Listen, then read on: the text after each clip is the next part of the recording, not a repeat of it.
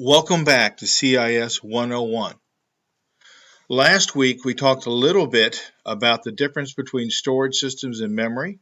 We talked a little bit about some of the general properties of storage systems, such as being volatile or non-volatile. We talked a little bit about the two primary types of magnetic disk systems.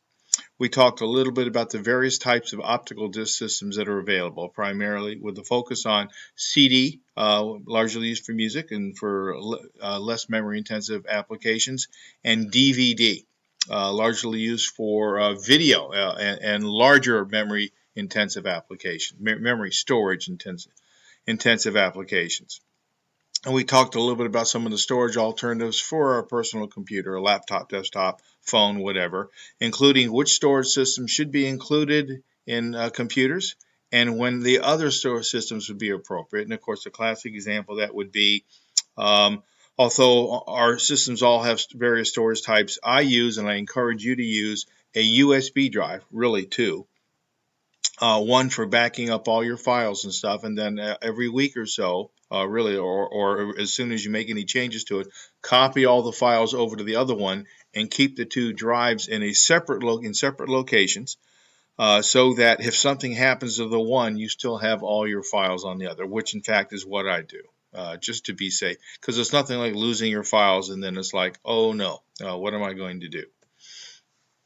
This week, we're going to talk about Chapter 3, using the internet and making the most of the web's resources. And in covering that, we're going to talk about working and playing on the web, the internet, how it works, collaborating and communicating on the web, business and entertainment on the web. Okay, and you can sit through this because you feel you have to. You can learn this material because you're bored, don't have anything else to do, or take a look at the salaries out there. This is a quick snapshot of the wage data through 2015, and what they show is that both the employment and the salaries in the information technology field are very, very healthy. Okay, and as much as I am a fan of all the things that we can do, okay, spending some of your time learning this material can lead to a very, very good, not just short-term, but long-term payoff, because the salaries and the demand are not expected to go away anytime soon.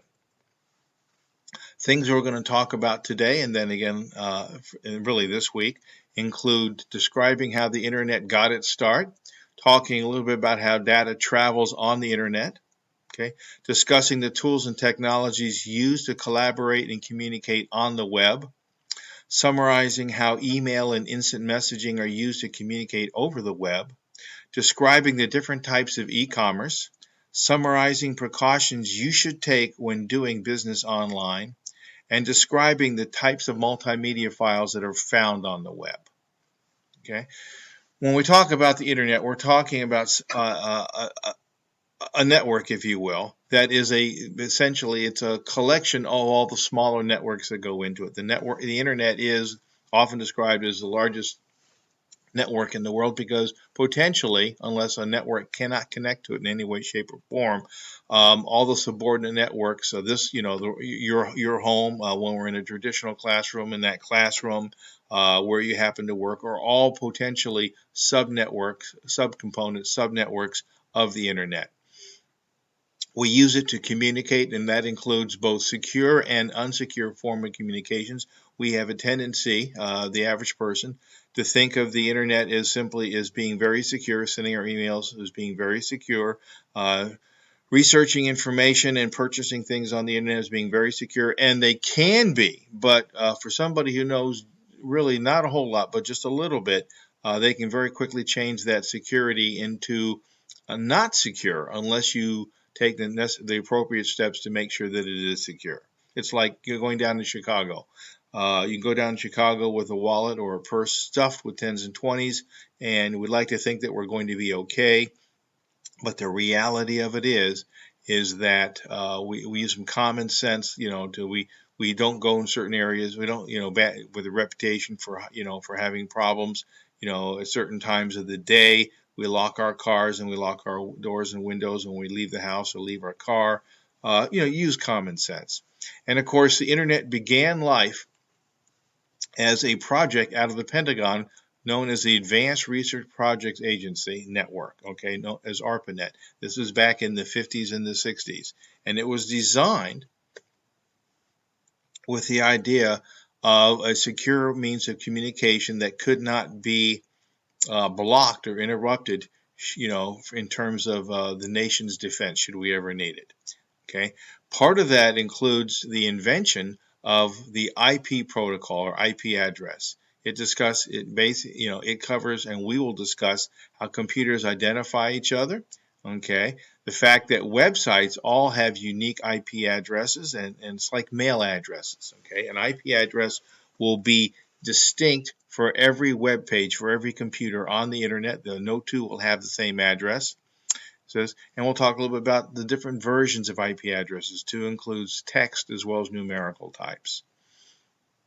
When we talk about the internet and how it works, we're talking about something as commonplace as you or I on our phone, on our computer, entering Amazon.com in your web browser, okay, and you just assume that's going to happen. But in the background, the request is going to be sent digitally to the closest server, to wherever you are, via a system of data pathways similar to a roadway system, at which point the data is going to reach the server, it's going to interpret the information, and it's going to basically return the requested data to your computer using the fastest pathway, which may or may not be different from the one the request took.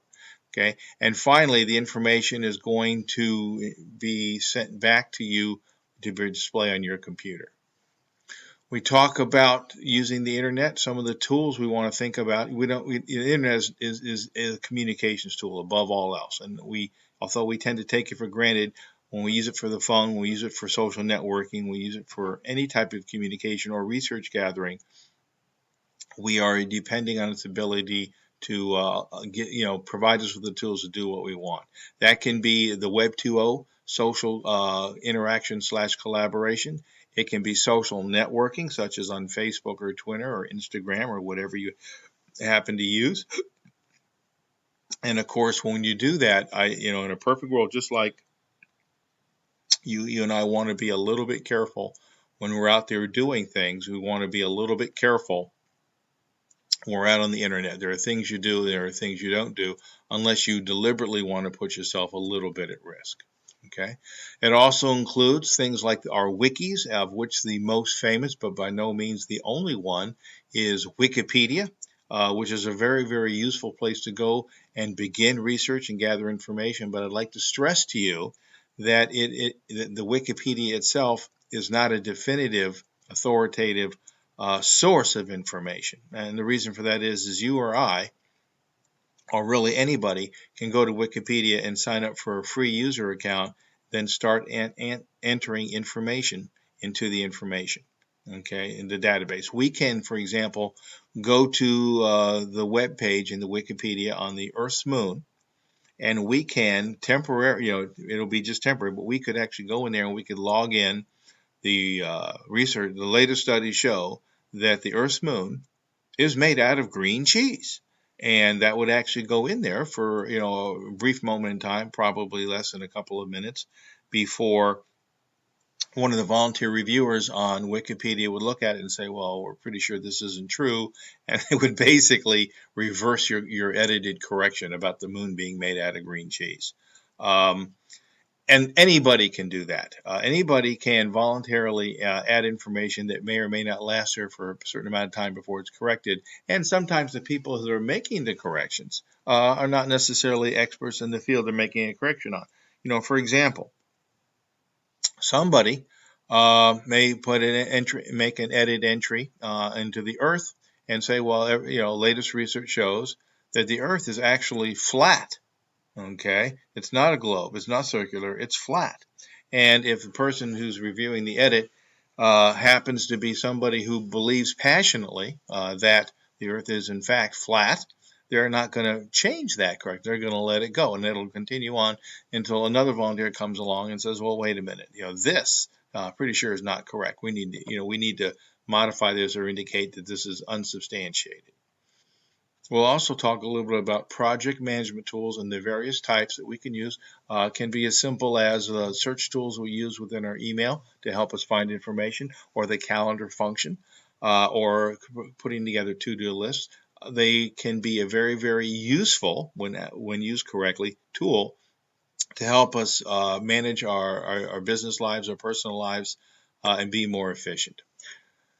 Other tools on the internet include things like blogs, which have largely replaced the written journals that used to be very popular pre-internet, where people will basically blog about certain things. And it's amazing what people will blog about. And an extension of that would be a video log or a vlog, like you see on YouTube. I'm still amazed that some of the people that I follow on YouTube, one of them is a girl and the dog she owns. And she has over 1 million subscribers. And all she does is post about the things that she and her Labrador retriever do, and trying different foods, going for walks and stuff.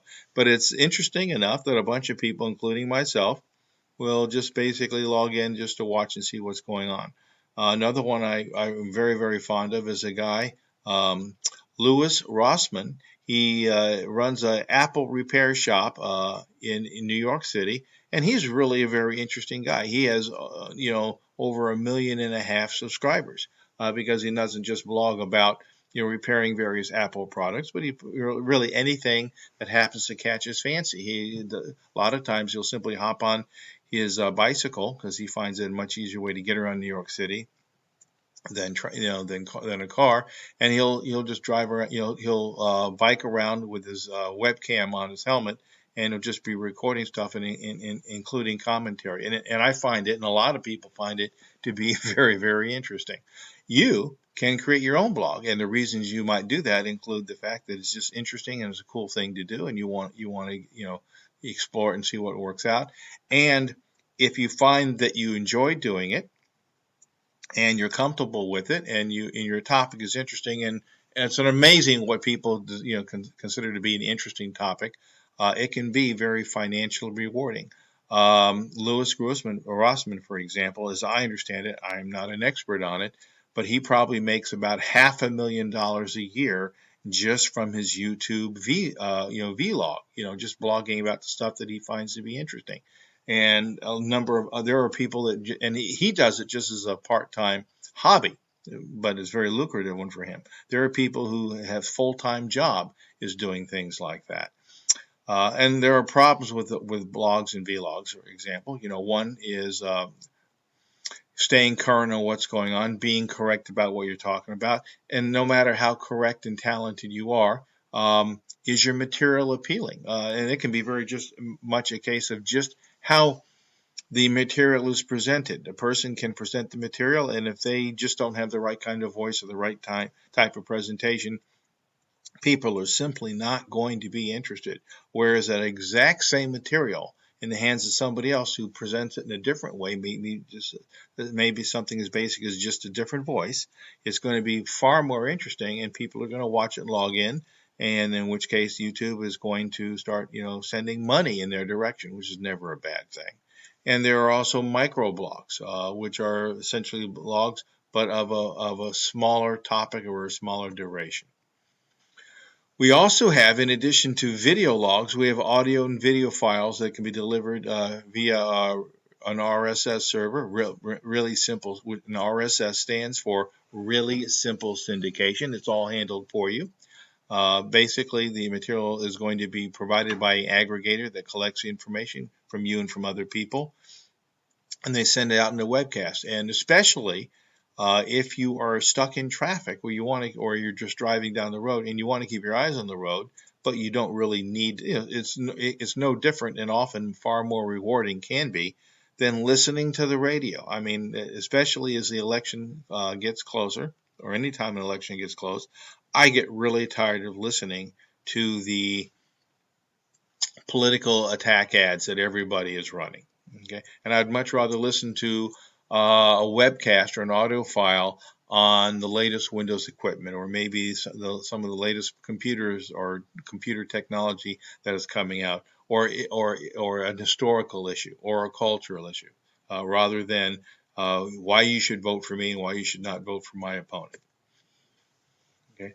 We also have email, and I want to stress to you that email is not just a personally convenient way, or can be a personally convenient way, along with texting, to communicate with people. Email is the #1 business application for communication in the world. It is hugely effective. It can be hugely effective. It can be hugely useless, depending on the way it's being used. I want to stress to you that it is asynchronous. It's not something that although it's nice when you can get an immediate response, it's not a given. The person may not be near their computer or their phone for a bit, and it might be in the repair shop like my daughter's is from occasion, or they may be they may be at a fair or an event or sailing, or with their friends shopping. And if you're with your friends, you should be with your friends. The world's not going to end, generally speaking, if you don't answer your phone or your emails or your text messages for an hour or even a day. Not a big deal. You should bear in mind that while it is convenient, it is not private. Okay. And people have gotten into trouble, and people get fired, or have relationships broken, because communications that they assumed were private were in fact not private. And anytime you're communicating with anybody, I would strongly urge you to utilize a etiquette like everybody had a chance to do some research on, because there is an etiquette when you're communicating with people, both in a personal venue and in a professional venue. And for example, personal text messages with lowercase I, not a big deal. Everybody does it. But in a business professional email and a business professional text, you would want to use an uppercase I, for the word I, because that's what's going to be expected of you. Instant messaging, okay, which is similar to but not identical to phone conversations, is not asynchronous. It means that communicating in real time. There are some proprietary instant messaging services that are available, some free and some not free. And examples of this might be Facebook, which is adding features all the time. And at the same time, I want to caution you that any of these proprietary instant messaging services is not your friend. Either you're paying money up front, or they are offering it for free, but you should understand that in the background they're figuring on making money out of it somehow. It could be like YouTube, where they will pay you for your videos that you upload, okay, they are counting on the eyeballs that will be attracted to it, and enough eyeballs are attracted to it, and they track everything on YouTube.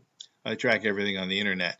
They will basically reward you financially as an incentive to continue to post material that people will come see, because that brings in advertisers that will turn around and basically either contact you to run ads on it, or contact YouTube in the background to run ads on it. When we are using the internet for commerce, for business reasons, there are 3 major models that we look at. There is business to consumer, where you and I go to a website like Target, Staples, whatever, and we check what the prices are, and we may even want to purchase it across the net. In some cases, and this is true, especially not especially, but Target, for an example, there'll be something that I want to get at Target, a toy that my son wants to get. They just released it, or maybe Walmart, and you'd like to run down and buy it from the local store, but they're not selling it locally. They're only selling it online. So you'll want to go ahead and purchase it that way. There's also business to business use of the internet, which is huge, and unless you're paying attention to it, we tend not to think too much about. It's just like most of us, when we think about the automotive industry, we think about cars. Okay, well, anybody who's ever been on the interstate knows that there are a whole lot of semis, on the interstates, picking stuff up and taking it places and dropping it off. Same thing with the e-commerce on the internet. There's a huge amount of business to business going on, and there's also consumer to consumer use of the internet. A classic example of that, of course, would be something like Craigslist.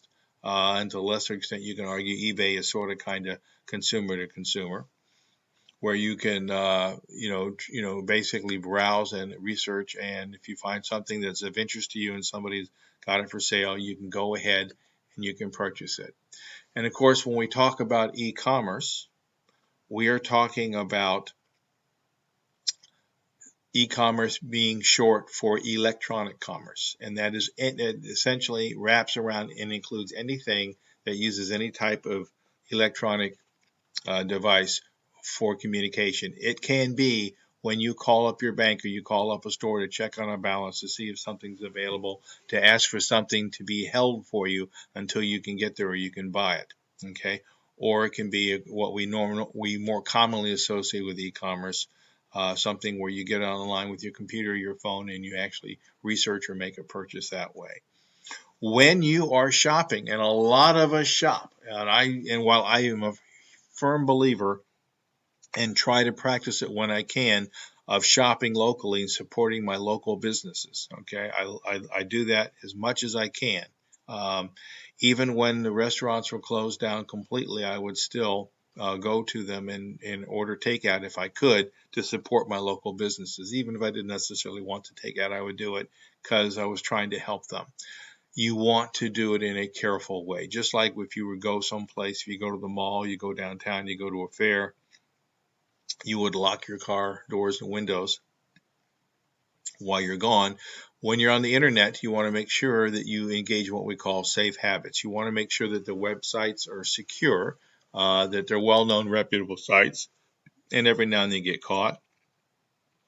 I just recently, because it was advertised on Facebook, purchased for my kids a vortex rug that basically is a rug that looks like it's a hole running, an optical illusion of a hole, and the pictures of it look really, really nice. So I ordered it, waited about a million years, and when it finally showed up, it was really not nearly as nice as what the images of it were. Basically, we were ripped off, and we're not getting any satisfaction. The company is and we're not the only one of that. Another time, some friends of ours showed us an ad again on Facebook, and it was for a really, really nice looking pair of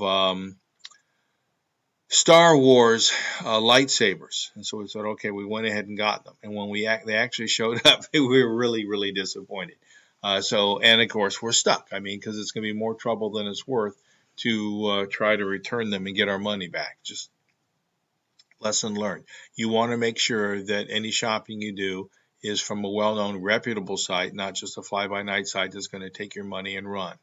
If you can, you want to, generally speaking, pay by credit card, not debit card, because with credit card, most credit cards will allow you to dispute a charge if it's not what you wanted. Either the item comes and it's not at all what you wanted, or it's not a charge you even recognize, and it's usually much harder to do that with a debit card.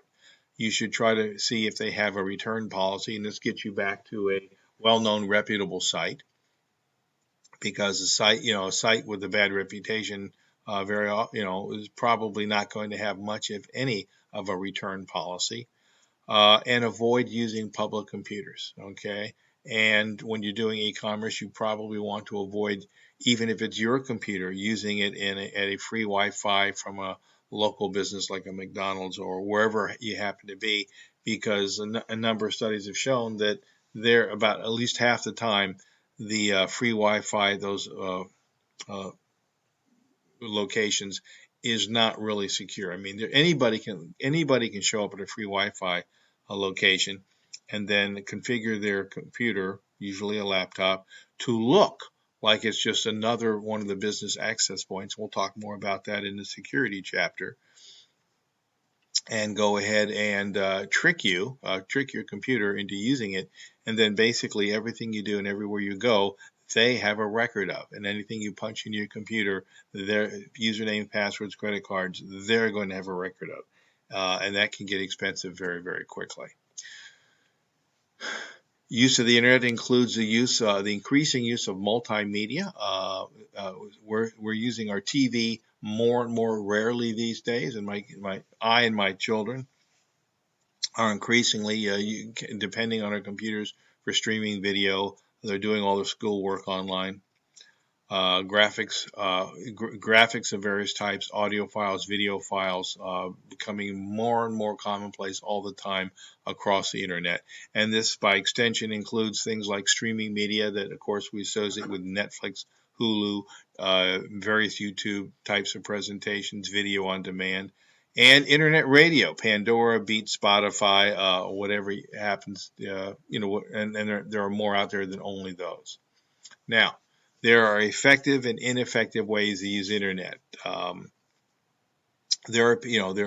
Case in point, just accessing this class on Blackboard is a little bit of a learning curve for everybody, and especially if it's the first time you've done it, it can be a little frustrating, it can be a little confusing, and that's why we've been extremely lenient in these first few weeks so that everybody gets up and gets settled and gets everything organized.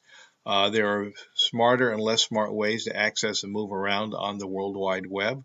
There are smarter and less smart ways to search the web effectively, and there are smarter and less smart ways to use the web ethically versus just using the web. And of course, when we talk about this, we're talking about what web browsers are, some of their common features, what a URL is, and some of its common parts, the tools we use to navigate the web, the World Wide Web, the tools we use to mark websites in our browsers for future use, for future reference, the types of tools we use to search the web, how to evaluate a website, because not all websites are created equally, okay, understanding what intellectual property is, what cyberbullying is, and understanding ethics as they apply to the internet, and geolocation. Okay, when we talk about which brings us into web browsers. When we talk about web browsers, we're talking about some of the major players. There's a number of minor players as well.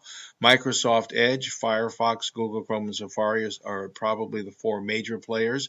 I'd like to stress that for when you're accessing the Triton website, especially Blackboard, please don't use Microsoft Edge or Windows Explorer. Okay, the Blackboard just doesn't work as well with those as it possibly might. Using Firefox, Google Chrome are going to be much better. And again, if you use Safari, I would urge you to use something else, because it, like Microsoft Edge and Windows Explorer, tends not to work all that well with Blackboard. Okay. When you're on the internet, and most of you know this already, each website is going to have a unique address, okay, like the NY Times shown here on the slide, or it might be triton.edu that we all know and love, or it might be some other website. My daughter was just talking about how they miss going to the Medieval Times, which medievaltimes.com is a website, and of course they're closed down until it's safe for them to reopen again. Okay, and the components of a URL, and this is worth taking some time to dive into, are composed of the parts that are used to identify the specific website, web page, and even the specific file.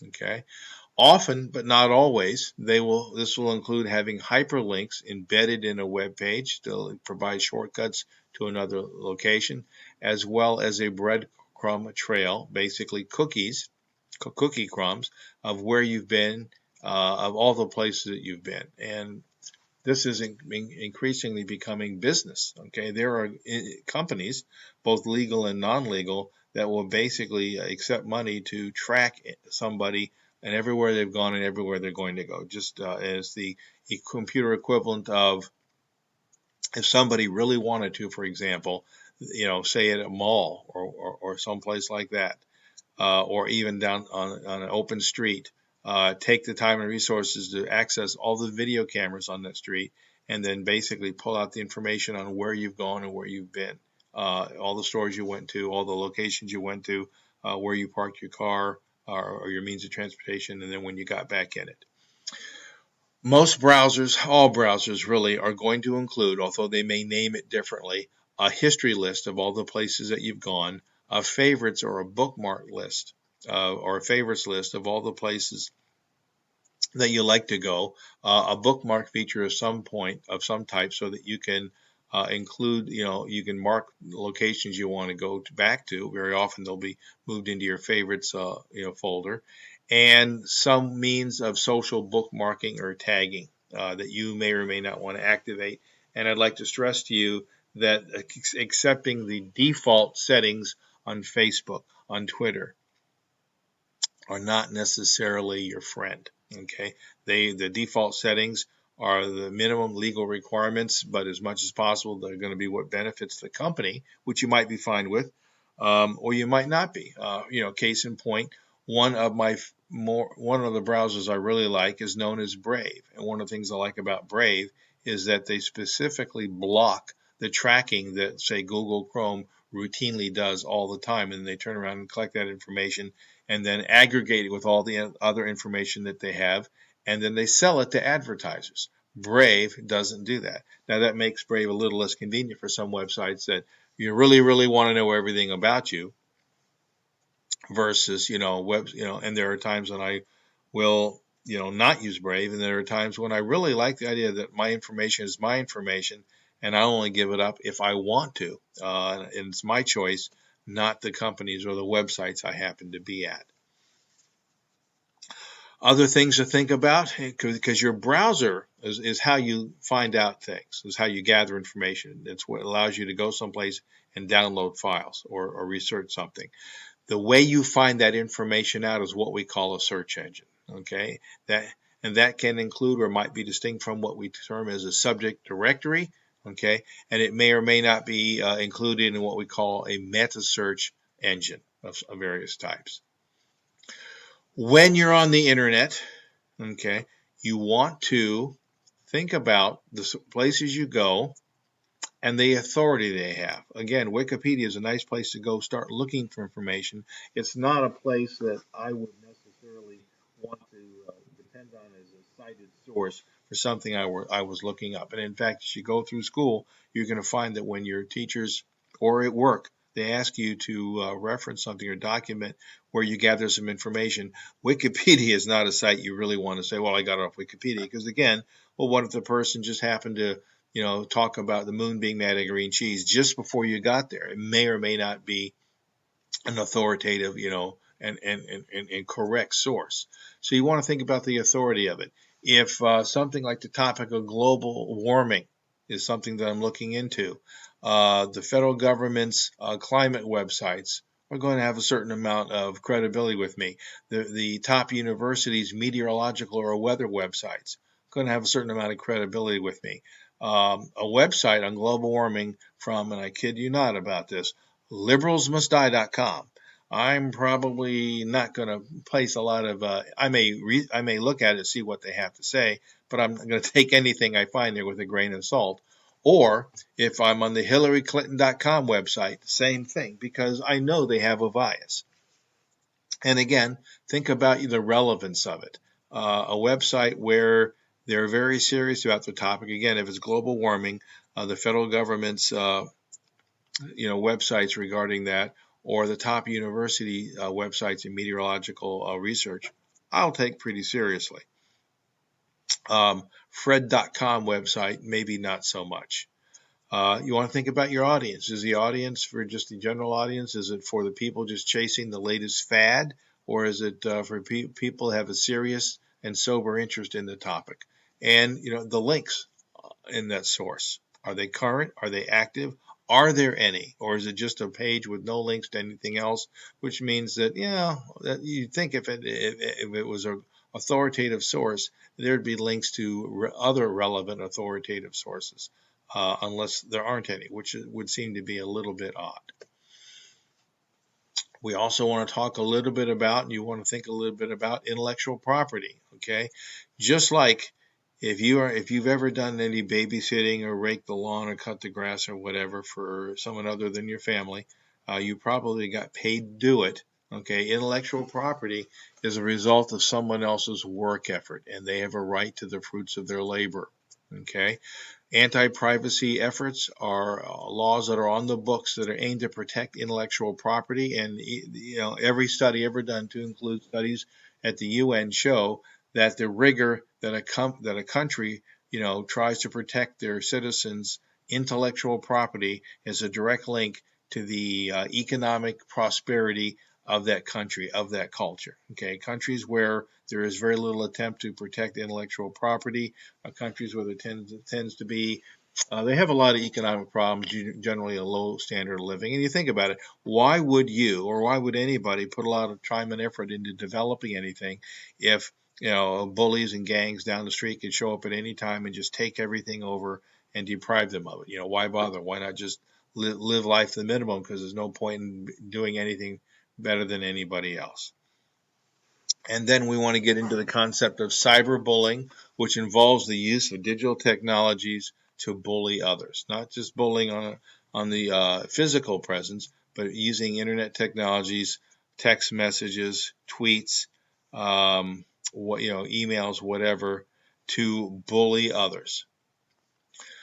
Passwords Protection Act. The federal government and just about every state has passed laws regarding and requiring passwords to access certain sites to help you, encourage you, if you will, to keep private information private. Now, obviously, if you use a password that is 123456 or the word password itself, that's not real secure. But if someone is really determined not to be secure, there's not really much anybody can do about it. And of course, we have the concept of geolocation, which was something we're seeing more and more of. It used to be a fairly rare and complicated thing. Now we have we pretty much expect to have GPS on our phones. We expect to have GPS in our cars or other devices, and we're increasingly seeing GPS implanted in other things.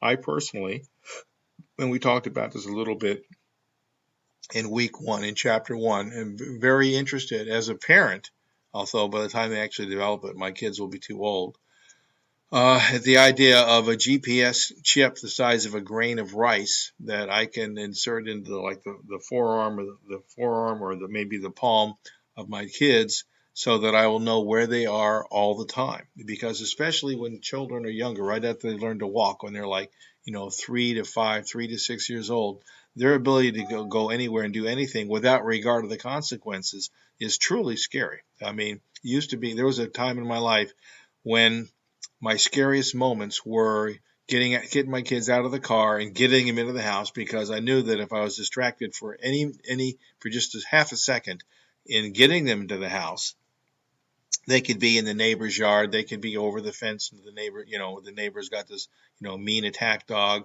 They could be across the street. They could go down. They would just disappear. Oh, look, that looks interesting. They'd run after it. They just don't have any, understanding yet of the consequences of their actions and what's dangerous and what's not dangerous. So GPS can be a very comfortable thing. The flip side of that is, what do you do with a 16-year-old or 17-year-old? Are they kids? Yes. They are legally minors. On the other hand, I know that when I was 16 or 17, I did not necessarily want my parents to know everything I did. I would go to parties with my friends that I'm not sure my parents would always necessarily approve of. And then again, when they turn 18, when they become legal adults, what do you do then? They might not be happy with having a GPS chip, embedded in their flesh, and how is it going to be deactivated or taken out, or should it be? Which also gets us to the next topic, which is working and playing on the web, of which we're spending increasingly way too much time. We'll talk a little bit about the internet and how it works, collaborating and communicating on the web, business and entertainment on the web. Talk a little bit about basic browsing actions using a browser, preferably for the web, for our purposes, not Explorer, not Edge, not Safari. The fact that most modern browsers include Java applets and scripts to allow for the multimedia aspect of more and more things, which are really neat. But every neat feature that you include has to be written into. When you have all those little instant messaging and live TV videos popping up on YouTube and Facebook, that requires more bandwidth. And one of the reasons why we use chat in Blackboard Collaborate to the extent we can is that has the minimum amount of requirements for bandwidth consumption, so it's easier for everybody to get on and stay on and communicate with each other. Yeah, if we were all using audio and video, we would have far more, just throughout the course of a session, far more disconnections, and then people would reconnect. And again, because it's not just the path of the internet where you are, just like a road, it's the path of the internet wherever you happen to be, okay, your home or your building, and the path of the internet at whatever your location is. Enough connection attempts at the Blackboard Collaborate location will really, really strain the Blackboard service, just like it might really, really strain. I and my two children, when we're all trying to watch something on the internet, okay, our internet connection really doesn't like that. It's really, really straining to do it, and I will usually be the first to get off if I can, because it's our internet bandwidth is just not enough to let that happen. Cookies, in fact, and there's a little small file, and there's a small folder for these in Internet Explorer or whatever operating system you happen to be using. It's a small file that websites place on a hard drive when he or she visit the site. They're generally harmless. The companies put them there just to say, okay, you've been here before. They try to make your visit more convenient. But the flip side of that is maybe you don't want them to know that you've been there. Maybe you don't want them tracking your where you've been and what you've been doing. Maybe you don't want them retaining your credit card information. And of course, plugins are those little mini programs that can extend the capability of a web browser in a variety of ways. And they are not necessarily always going to be a good thing. We tend to you don't want to necessarily just accept the plugins that are automatically going to be installed. You might want to think about them a little bit, and you may not want them to be on there. And again, I have no stock in the company, but one of the reasons I like Brave is that it really, really tries to keep my information secure, and I kind of appreciate that. Ads. We've all seen them. Most of us don't like them. They can be very irritating, especially the banner ads or the pop-ups. Okay, they can be annoying. They can be distracting. They consume more bandwidth. They can actually, they can actually cause your browser to crash occasionally. They can be very, very irritating. And you can also run into things like blind links that will basically, they're not trustworthy. You click on them and you basically find yourself going someplace you did not want to go. I have a friend who actually got divorced because he clicked on a blind link and it took into some porn sites, and basically, well, they were just popping up all over the place. And while he was trying to get a handle on it, his wife, came in the kitchen, asked him, dinner will be ready soon. She saw all this porn popping up, and she looked at him like, "Why are you looking at pornography, for crying out loud?" And they had at the time like a 5-year-old, 6-year-old daughter. She was really concerned and started jumping to conclusions, and things were said and done that really shouldn't have been said and done, and they wound up being divorced, and now nobody's happy about it. Okay, hijackers. Okay, is basically a plugin installed in your web browser, usually without your permission. It will take you to pages you did not select, generally pages that are filled with advertisement, and with a little bit of research, you can generally get rid of them. If you can research the hijacking or the event, you'll go into your security settings, your web browser, and you can basically get rid of them. And of course, web rings, which are still out there but becoming less popular, are basically just like-minded websites that provide links to each other because they share a focus on a particular topic, and allow you to gather more information. They can be very useful in terms of gathering more information and raising your search recognition. But the flip side of it is you want to make sure that they're current, that they're relevant, and that you basically agreed to have them put there. Okay, so we've talked a little bit about the internet and how it got its start as ARPANET, talked a little bit about how data travels on the internet, talked a little bit about the tools and technologies we use to collaborate and communicate on the web, how email and instant messaging are used to communicate on the web, talked a little bit about the different types of e-commerce, some of the precautions you want to take when doing business online, a little bit about the different types of multimedia files we increasingly find and expect to find on the internet. A little bit about web browsers, a little bit about a URL, and there's a lots more to learn here on all of this. A little bit about the tools we use to navigate the web, to mark websites for future use, how to search the web, the search engines, basically the importance of evaluating a website. Don't just assume that every website out there is equally good. A little bit about intellectual property and respecting the property of others, and cyberbullying and being nice to people. And we talked a little bit about ethicals and geolocation. Okay. In the past, we've talked a little bit about getting in, and I realize some people are still working through, they got the wrong book, the book is still coming in, whatever. You want to knock out Word Chapter 1, Word Chapter 2 in your skills book, and there are no late penalties for turning that work in. This week, we're working on Word Chapter 3 and Word Chapter 4 because, we had a little bit of a slow start with Word Chapter 1 and Word Chapter 2, but now you should be getting better at it. So we're picking up the speed a little bit in Word Chapter 3 and Word Chapter 4. Okay. Next week, we're going to be jumping into a Word Lab quiz based on Word Chapters 1 through 4. There's an old copy on Blackboard you can look at to see the sort of thing you'll be expected to do. And bear in mind that the midterm exam, still plenty of time, but it is coming up. So you do want to read the review questions in the Technology in Action, Chapter 3. Any questions? And I will continue to remain here in the Blackboard Collaborate to answer those.